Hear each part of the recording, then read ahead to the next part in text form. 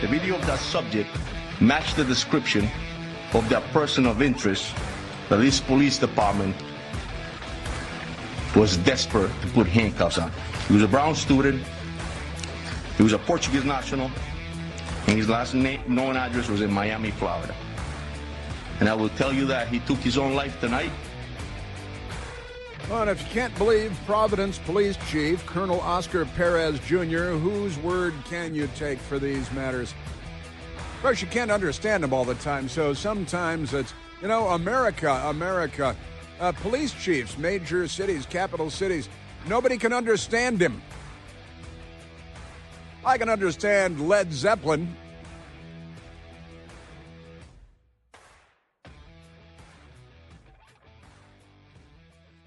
Yes, the police chief up there. This was his opportunity to shine. He didn't. He did, boy. No, he didn't. Not at all. Turns out a homeless man named John. They don't want to give away last names or anything like that, but a homeless man named John who was living in the basement of the building where the mass shooting took place, right there on the campus. The homeless man living in the building, the psycho killer from Portugal who went to school there more than 20 years ago, he's wandering around, and the homeless person is the only one keeping tabs on him. And the homeless guy named John reportedly went to Reddit. Reddit is a site online. It's and people can go and post things. But Reddit comment led to a breakthrough in the Brown shooting investigation. And then it turns out that the same guy went and shot the MIT professor at his home. No big deal, right? Now, what he wrote, what John, the homeless man, wrote, and the police last night, they're saying, he's very, and it was at the Attorney General of the state, I think, and he didn't call him the homeless man. He said their source, their secret source. He's very articulate. And, of course, I'm doing jokes at him about, is he bright and clean? Is he articulate and bright and clean like Barack Obama, as described by Joseph Robinette Biden? But here is the homeless man, who's not really homeless. He just lives in the basement of a building on the campus of Brown University, an Ivy League institution. And you think that the president of the Paxson of the university, with her $3.1 million a year salary, do you think she knows that there's a homeless man living in the basement of the building? But here's what the homeless man wrote, who we're told is articulate. That's what they said last night. He's articulate. Okay. Here's what he wrote on Reddit. He's got access to the internet, so he's probably got a smartphone. He's sitting down there plugged in the basement of the building. Here's what the homeless guy, John, wrote. He wrote on Reddit, "I'm being dead serious. The police need to look into a gray Nissan with Florida plates, probably a rental." He knows it's probably a rental. So he's an unusual homeless person, I guess. That was the car he was driving, is what he wrote. It was parked in front of the little shack behind the Rhode Island Historical Society on the Cook Street side. I know because he used his key fob to open the car. He saw him watching him use the key fob to open the car. Approached it, and then something prompted him to back away.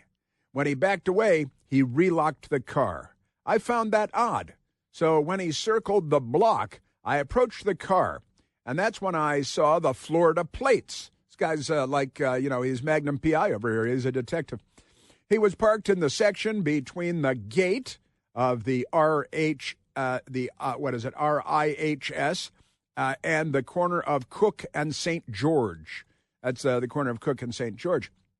So this guy, the homeless guy, why is there a homeless guy living in the basement of the building on campus? And are the kiddies really safe on campus at this Ivy League institution? Just completely nuts. And apparently the homeless man had actually spoken to Killer Boy from Portugal and had a conversation when the guy was kind of threatening and stuff, but just nutty. And the guy, he goes on Reddit, and there he is on Reddit. Isn't that amazing? So the New York Times is on it too, because they stole from Reddit, and they said, "Oh, well, look, we've done reporting or something." said, good morning. The search for the Brown University shooter is over. Last night, the police discovered the body of a man, 48. They believe opened fire on an exam study session at Brown University. They said they found him inside a storage unit in New Hampshire with the self-inflicted gunshot wound that killed him. The breakthrough ended a wrenching 5-day search. It also appeared to resolve another university shooting. Officials believe the same man was responsible for the killing earlier this week of an MIT professor. Now, here's the reality. If they had video cameras that worked at Brown University and they'd identified this guy day one, they could have caught the bad guy and saved the life of the MIT professor, and he wouldn't have been murdered because the murderer would not have been on the loose. But the inept, incompetent, not up to the task people at Brown University, no such luck, no such luck. The Democrat Party and, academia. That's part of the Democrat Party, right? Everybody knows that. Isn't it amazing? Yes, sir. That is pretty nuts. So a homeless guy, and one of the headlines, U.S. News and World Report, how one anonymous tipster cracked the Brown University shooting case. Well, if the surveillance cameras, the security cameras had worked, that'd be fine. If the campus police had been paying attention to the lunatic who went to school there 20 years ago, wandering around, scoping the place out, surveilling the place, scouting the place, maybe they should talk to their homeless guy living in the basement. Do the police at Brown know that there's a homeless guy living in the basement of this building? Law enforcement officials say an anonymous tipster known only as John helped crack the case of the 2 Brown University students' deaths. One of them, a 19-year-old young woman who is the vice president of the Republican Club on campus, and wounding 9 others.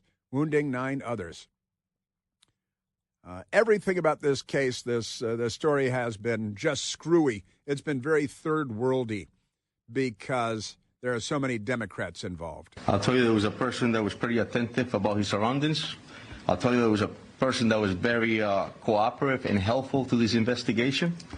And I'll tell you that he was a great individual that actually assisted us. I have to say, he was incredibly articulate, and he was as outstanding a witness as I've seen. And he deserves a lot of credit. And he deserves a lot of credit. That's the Attorney General of the state of Rhode Island, Peter Nerona. And he was kind of a mess, too. My best girl and I were making fun of him last night during the press conference and stopping and going back. Like, what did he try to say? Does that make any sense? And an awful lot of what he was saying didn't make any sense at all. A lot of what was being said at the press conference didn't make any sense at all. From the PIFA Chalice, he's called the PIFA Chalice, to the Attorney General guy that you just heard there. What are you talking about? I was rewinding. I may not be the most well-spoken person on the planet, but I watch these people in positions of responsibility. The governor was there, too, and he was no great shakes either. And the mayor is, honestly, it really was an embarrassment for the city of Providence and for the state of Rhode Island. The people and the feds had to come in and save the day. Pretty amazing stuff. Speaking of the feds, let's go back to number 3. Numero tres, as the Democrats like to say, because as Barack Obama said, the fundamental transformation of America means we're all going to be speaking Spanish. And gang members, your kids will grow up to be gang members, and your boys and your girls will grow up to be the girlfriends, tattooed girlfriends of gang members, because the left is here to make everything better. They call themselves Democrats. Now let's go to the FBI special agent in charge out of the Boston office, and Ted Docks, like you have one dock, where you put boats, D-O-C-K-S, Ted Docks, talking about the MIT connection, we had the shooting at Brown University in Providence, Rhode Island. Then we had the MIT professor killed at his home about an hour drive away. Here is the FBI special agent in charge, Ted Docks. Is there the connection? I know you said you can't talk too much about the MIT, but the fact that it was a physics professor at MIT and in the physics building and he was studying physics, Have you tied all that up, and does that leave, why target one person in Massachusetts and then a whole class here in Providence? Yes, it is true that Mr. Valente was a physics student. Also, we know that the MIT, the victim there, was in that discipline as well. I will tell you that there's multiple phases to an investigation, and so now, in a sense that we know the subject is deceased. Now that investigation continues to find out all of those answers to your question, sir. Yeah, we don't have any answers to those, Grub, but we're working on it. There's an investigation, and Mr. Valente is true physics. It's not communications or liberal arts. It's physics. It's serious stuff. Ideally, brainy people and all that. And the irony was that just now. Do you want to go to 4 next? Do you want to? Or yeah, okay. Well, we'll go to 4 next, and then because the question continues. Now, it is kind of peculiar. You got this physics professor murdered up here. You got the physics building down here. All the shooting, all the killing. Must be some connection, right? Did you go to school with Professor who was killed? Can Brown answer that? It is believed that in Lisbon that those two individuals attended the same university in Portugal. It is believed that the killer from Brown University and the professor killed, the MIT professor killed in his own home, they were together in Lisbon at the same university at the same time. That can't be a random coincidence, right? But what we just played, that was Ted Dox again, FBI special agent in charge. But the thing is, 3 days ago, so yesterday they were holding this press conference, and yesterday you could say, well, day before yesterday, special agent in charge Ted Dox, you told us that there was no reason to believe there was any connection between Brown University mass shooting and the MIT murder. So this happened Saturday night, and then last night you have an MIT professor. What we see on this video is seemingly as someone very cautious, almost like a professional, kind of like the D.C. pipe bomber that is circling several times. Right. What information do you have? That MIT Jewish professor, Brookline, was basically executed. Do you have any intelligence how that person was operating yet? It's interesting. The Colonel Noble reached out to me very early. Their lead on that particular incident. He made sure that if there's any intelligence, any information in which is connected to what we have here, that they would share that. At this time, there seems to be no connection as it relates to that particular incident.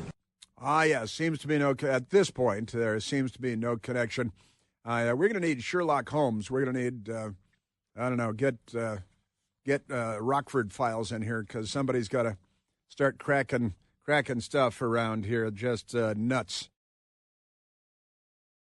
All right, just crazy. I am telling you. Then the Pifachalice there, who goes by Colonel Perez Jr.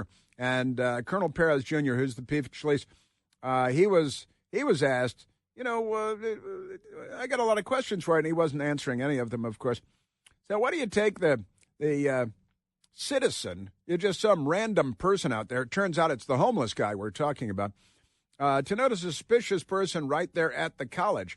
You got campus police, you got police in Providence, you got professors and students, but you're depending on a homeless guy dwelling in the basement of a building on campus to actually crack the case for you. It went like this. Why did it take a citizen to notice a suspicious person right next to Brown University and not the police? And also, how long was the vehicle parked where it was? And was it days, hours, minutes? What are you talking It appeared to be days as far as the evidence. Why would a civilian observe that to be suspicious? It's a great point. And I like the fact that you're mentioning that and bringing that up. That's what we should all be doing, right? And it's just personality. Some people are more interested in finding out what others are doing. In this particular case, this person decided that he wanted to, and I'm glad he did. I'm sorry, what? Can you say that again, but this time in American? Do you speak American? Because I'd like to get some American. And was it? Yeah, I'm glad you asked the question because the citizen and this is the homeless guy who's somehow sneaked into the basement of one of the campus buildings, has been living there for who knows how long. And the homeless guy living in the basement used to be a student at the Ivy League institution And the mad psycho killer used to be a student at the institution. And there's a homeless guy living in the basement, and the crazy Portuguese, he's wandering around looking for people to kill. And just don't send your kids to Brown University. If they go there now, be a good time to pull them out and ask for a refund. I think refund would be a good idea. Man, oh, Manischewitz, I am telling you. And the MIT professor murdered, as one of the questioners said, was Jewish. Now he's murdered. So I don't know how that scores. Man, yes, sir. This Christmas, coming up fast as we all celebrate life, you and I and all of us, we have an opportunity to share that same gift of life with a mother and her unborn baby. Just think for a moment about a young woman facing an unplanned pregnancy. Young pregnant woman, unsure of what to do, traumatized by the experience. She's searching for hope and to make sense of it all. And that's where preborn ministries come in. There's a biblical story you may be familiar with about an older woman named Sarah who was barren, couldn't have kids, deeply distressed because of that fact. And then the most unexpected way, when Sarah was 90 years old and her husband Abraham was 100 years old, God moved and she gave birth to her son Isaac. You know, every mother that preborn serves faces a moment of decision when she sees her baby flailing about in an ultrasound, looking at the baby living inside of her. And in that moment, she has the opportunity to say yes and to choose life. Preborn's mission is to help that young woman find the courage and the support to do exactly that. This Christmas, for just $28, you can help save a human life. And thanks to a special matching grant through the end of the year, your gift will actually be doubled, no matter how much you contribute. To donate, just dial pound 250 and say the keyword baby when prompted. That's pound 250, the keyword is baby, or you can go to Al Gore's Amazing Internet to preborn.com/plant. That's preborn.com/plant. A great Christmas thing to do. Wonderful. Yeah, the bungled Brown University shooting manhunt finally solved because of a homeless man living in the building where the mass shooting took place. This is like a bad Hollywood movie. I think I'll have Dennis Quaid be the homeless man.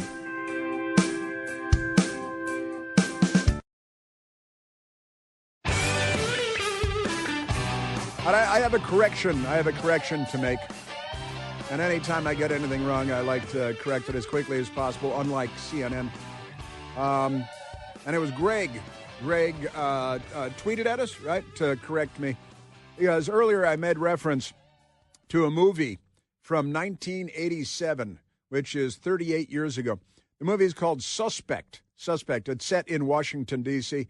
And Cher is a public defender. And a homeless guy is accused of murdering somebody, but really a senator did it. And I said the homeless guy was Dennis Quaid.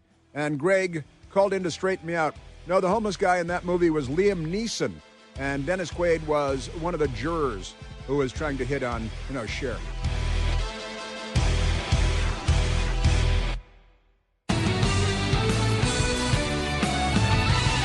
All right, we have returned, and as I apologize for my error and getting a lot of funny response to my movie error on the movie Suspect with Cher. That was the year that I moved to Washington, D.C., and it was movies all shot in Washington, D.C., kind of fun. Union Station was a homeless shelter at the time. It was in shambles. It's kind of a fun movie. But all right, let's go back to the telephones. Enough about bad movies. It's not a bad movie. It's a pretty good movie. Let's go to Russ, calling from Glenview, Illinois. Are you calling from the Glenview house in Glenview, Illinois, sitting on the front porch? That place is closed down. Oh, no. The Glenview house is closed down? Valley Lodge is my place. Which place? Valley Lodge. Oh, Valley Lodge. Sure, that's great. Yeah, I love the Valley. When I was a child, I lived in Glenview, Illinois, north of downtown Chicago, Illinois. And Valley Lodge. I knew your brother Patrick. No kidding. Wow. Yep, hang out with Patrick and I don't want to say his name. He passed, but you were there at the eulogy, and Bruce C., I'll just say. Oh, yeah, sure, yeah. Live right behind you. Live right behind you. Yeah, that's right. Yep, yes, it's true. I eulogized him. I eulogized my brother Patrick, too. I did. Well, that's fun. That's really fun. A little hometown call from Russ in Glenview, Illinois. That's great. Sorry to hear about the Glenview Inn. But the Valley Lodge, that's in Valley Low. Yeah. Yeah. Well, no, it's not. It's on Waukegan Road outside Valley Low. Oh, yeah, I'm sorry. That's right. Yeah, okay. And we used to be members at the sports club there, but that's getting back to what I was going to say, yeah. Is this homeless man going to see any of the $50,000 reward, or is Brown University going to say, well, you've been living in our basement for a long time. Maybe I'll deduct from the $50,000 you owe us for living there, you know? They'll steal the money. They'll find a way to steal the money from, charge him for his housing all these years. We have no idea how long he's lived there. Now, Russ, since you brought this up, and I saw it on the big board, and I said to Michael, because I watched the press conference last night, and the FBI special agent in charge was actually asked about this, and he gave kind of an FBI special agent in charge answer. But you want to listen to what happened there last night, Russ, when this came up? Yeah, the name's Ralph, but I'm sorry, Ralph. I've got Russ on the screen. All right, that's it. I gotta have to waterboard Jeff over here. All right. Well, I apologize, Ralph. Here's the exchange last night on that subject. We know that there's a $50,000 reward. Mm-hmm. You have the reward. You know, I will say that in this particular situation, that individual will likely get absolutely some aspect out of that award. Get absolutely we've had a some lot aspect. of other tips, I will tell you as well, that have come in from the public, and so I don't deal typically with the distribution of those rewards. But I mean, it would be logical to think that absolutely that individual would be entitled to some of that reward. Yes, sir. Therefore, Ralph, I think he won't get it because it would be logical, it would be rational. Therefore, it probably won't happen. You know. Well, you have a Merry Christmas to you and your best girl. Well, you're very kind, Ralph. Thank you very much. Good fun. Good fun talking to you. This ain't my brother Patrick. My brother Patrick was one of the great wild men of all time. Man, oh, Manischewitz, I am telling you. Yes, sir. That is great. Great stuff. I'd like to talk more with him, but I shouldn't. Yeah, brother Patrick, no longer with us. Absolute wild man. But you heard the FBI special agent in charge saying, well, absolutely get some of, then he starts hedging immediately. I'm not in charge of that. But I would expect to get some. But we had other tips, too. So they're already starting to hedge and step away from. Were any of the other tips from homeless people living in the basement of the building where the shooting was? But there you go. And honestly, $50,000, it should be more of a reward, don't you think? Should be more of a reward, especially if you got more than one person. Just crazy. Crazy, man, crazy. Also, did you follow? There is a new update on the Somalis. I don't want to demonize all Somalis, just all the Somalis that steal billions of dollars and lie and cheat and bribe and send money to Al-Shabaab, the radical Islamist terror group in Somalia. That's all. Let's go because we've got an update. There are more arrests in Minnesota. And coincidentally, all of the people being arrested are Somalis. And I believe they're all Somali men. You got Hassan Ahmad Hussein. There are a lot of Husseins over there, aren't there? A lot of Ahmeds, too. Speaking, for that matter, there are a lot of Hassans. But that's Hassan Ahmed Hussein and Ahmed Abradashish Mohammed. A lot of Mohammeds, too. And then those two guys are accused of submitting $750,000 in fraudulent housing claims. And then Kamal Omar Shalah, he's accused of $1.4 million in fraudulent housing claims. Oh, well, welcome to America, guys. Anthony Waddell Jefferson. Got an Anthony there. Anthony Waddell Jefferson. He's Anthony Jefferson with a Waddell in between. And Lester Brown. These people are reportedly Somali as well, accused of submitting $3.5 million in HHS claims, Health and Human Services claims, right? And then Abdinajab Hassan Yusuf, accused of $6 million in fraudulent medical claims. I wonder if he feels better, though, because, $6 million in medical care, that's pretty good stuff.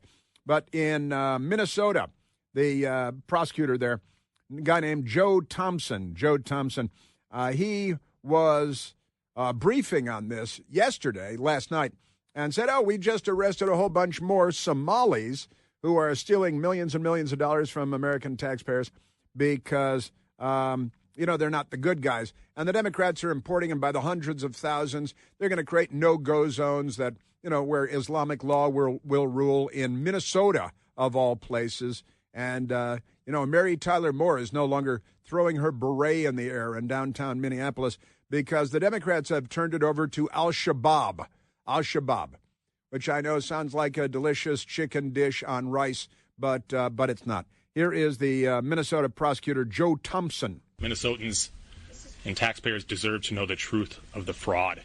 The fraud is not small. It isn't isolated. The magnitude cannot be overstated.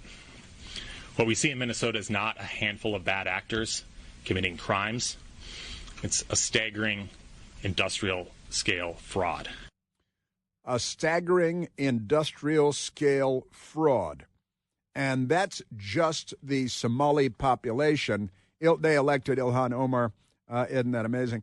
But hang on a second. Fasten your seatbelts, because it turns out we've been hearing maybe $1 billion, maybe 1 billion tax dollars had been stolen by the Somalis, right, in Minnesota. And it turns out that the number is much, much, much larger than that. Here he is again, Joe Thompson. Among the $18 billion, I know you said it's a significant amount that is fraud. Is it a majority? Is it up to half? How much of it is legitimate? I don't make these generalizations in a hasty way. So when I say a significant amount, I'm talking on the order of half or more. But we'll see. When I look at the claims data and the providers, I see more red flags than I see legitimate providers, and overwhelmingly so. So you're saying you have reason to believe more than half of that $18 billion likely represents fraud? I'm saying that's very possible, yes. Very possible. So more than $9 billion is what he's saying. Joe Thompson is the first assistant U.S. attorney there and for the District of Minnesota. And he is saying $9 billion or more stolen by these Somali criminals, fraudsters. And the reporters actually asked a decent question or two. The Minnesota Reformer has the story, U.S. Attorney, : they do love their colons. Fraud likely exceeds $9 billion in Minnesota-run Medicaid services. Wow, $9 billion. And the thing is, there were whistleblowers all over the place in Minnesota bringing these matters to the attention of the Democrat prosecutors in Minneapolis and St. Paul, bringing these matters to the attention of Tim Walz, the Democrat governor, who did not serve in Iraq as he claimed he did. And they were told again and again and again that the Somalis are perpetrating fraud all over the place and sending money back to Somalia. It's supposed to be to feed the children. And they lie about everything and they steal everything. And they fit in perfectly with the Democrats. A Minnesota safety net program was easy to scam. It attracted tourists, Assistant U.S. Attorney Joe Thompson said on Thursday. Tourists were signing up and stealing money. 2 Philadelphia men, Anthony Waddell Jefferson, 37, and Lester Brown, 53, heard that Minnesota Housing Stabilization Services, that's their HHS program, was easy money. They put easy money in quotation marks. They also traveled to Minnesota, enrolled their companies into the program, returned to Philadelphia, and submitted fraudulent claims from there. Thompson, the prosecutor, U.S. attorney, said that in a news conference announcing charges against the 2 men and several others, they obtained $3.5 million in Medicaid payments through a fraud tourism. They're calling it fraud tourism. The Chinese come here. It's a giant industry to send pregnant women to the United States to give birth in the United States so that the children might live, and they're born U.S. citizens. That's fraud tourism, too. U.S. citizenship fraud tourism. But isn't that amazing? Just great stuff. The extent of the fraud in Minnesota Human Services Program, which has become infamous across the country, is even higher than the public knew. Providers in 14 high-risk state-run Medicaid programs being audited by the state have billed $18 billion since 2018. Is that when the Wuhan Red Death started spreading around? I lose track of that stuff. Half or more is possibly fraudulent. That is $9 billion or more, Thompson said. The fraud is not small. It's not isolated.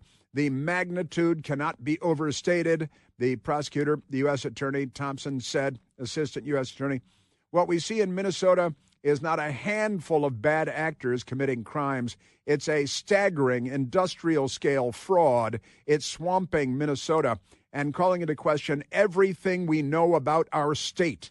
That's kind of big. It's unclear how much of the $18 billion in the 14 Medicaid services come from state taxpayer dollars. Around 36% of all Minnesota Medicaid dollars come from the state. The rest is funded by the federal government. So these Somalis are just a hand over fist by the billions and billions. Isn't that amazing? Yes, sir. And you know why? Because of Democrats. Because Democrats, they were warned about it. They were told about it. Whistleblowers came to them and alerted them to it. And they said, well, it would be racist to tell the truth. So the racists decided not to call criminals on it because of their race and because they're from beautiful downtown Mogadishu. Right? Honestly, $9 billion or more. Aren't they amazing? Oh, yeah, I haven't gotten to. Let's go to this. These Code Pink lunatics at a restaurant in Washington, D.C. last night, the Code Pink people, they saw that the Treasury Secretary, Scott Bessent, was there, and I think he was by himself, and he's sitting at the bar. He's got a little something. He's Treasury Secretary. He's a very wealthy man, and he's the highest-ranking gay man in the history of the United States of America, openly, because there have been a lot of Democrats in there. But here it is, the Code Pink lunatics heckle and harass Scott Bessent at what did we decide the restaurant's called? Revelers Hour in Adams Morgan. It's about 2 blocks from where I lived for 7 years. Revelers Hour. And here they are harassing the Secretary of the Department of Treasury. We have a special guest here, and we want to make a toast for the Secretary of Treasury, Scott Bessent. Oh, yeah. So let's give it up for the man who is eating in peace as people starve across the world based on his sanctions, which are economic warfare. Some people at the restaurant are like, do you guys put politics down at any point, you mentally ill people? Honestly. And they weren't done because Scott Bessent is now looking around, and I think he was by himself. And he's looking around and he said, oh, they're talking to me. We got mental cases in here. Can't be left alone to have a snack. He oversees the death of 600,000 people 600 due to sanctions annually. And this president, let's cheers to the Monroe Doctrine. Trump today said that Venezuelan oil. And you have no idea how ignorant you are. Ignorant. You are responsible for the death of 600,000 people annually because of sanctions. Sanctions. How many people are going to die because of the blood is on your hands? The blood is on your hands. You should be ashamed. And then the guy, one of the lowest-ranking gay men in Washington, is yelling at him, you should be ashamed. Apparently, it's like a gay-friendly restaurant or what. It's D.C., like any restaurant isn't. But these Code Pink, they keep yelling at him. And he's like, he's yelling back. You have no idea how ignorant you are. You're killing 600,000 people a year because of sanctions. We haven't even had sanctions for a year. So are you saying this all happened under Joe Biden, too? It continued. So now the secretary just left. He was so uncomfortable that he was confronted and he just walked out of the restaurant? I was sitting right here next to Scott Bessent over there. When he found out you guys would not be kicked out, he spit in his food, stood up, looked at the waiter, and sauntered off like a real housewife. That queen, drama queen, over him. Literally spit in his food. That's homophobia. It's so embarrassing, guys. It's so embarrassing, guys. That was a clear case of homophobia by that guy. He sauntered like a real housewife. That he should be charged with hate crimes for that. The Democrats. They've been doing this. They've been doing this for years and years. They are the party of stupid people, of sexually demented people, of violently, criminally ill people, and they're the party of civil war. Not bright people, not good people, not honest people.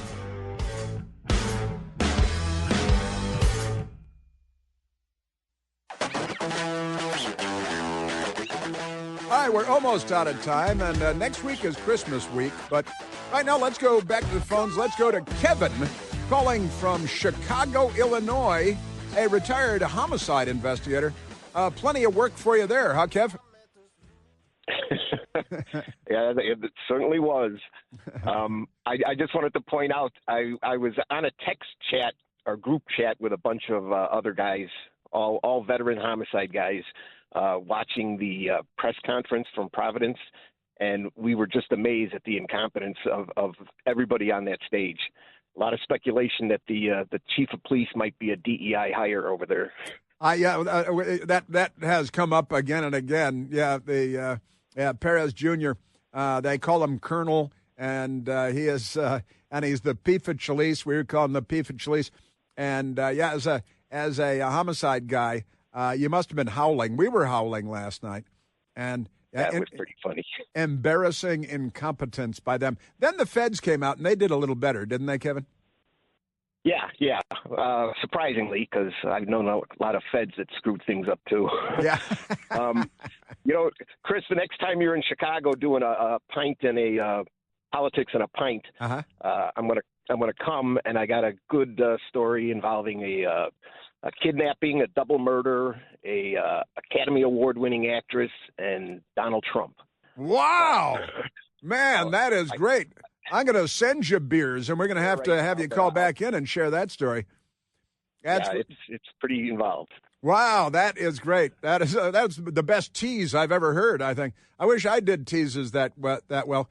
Kevin, thank you very much. Great call. Merry Christmas.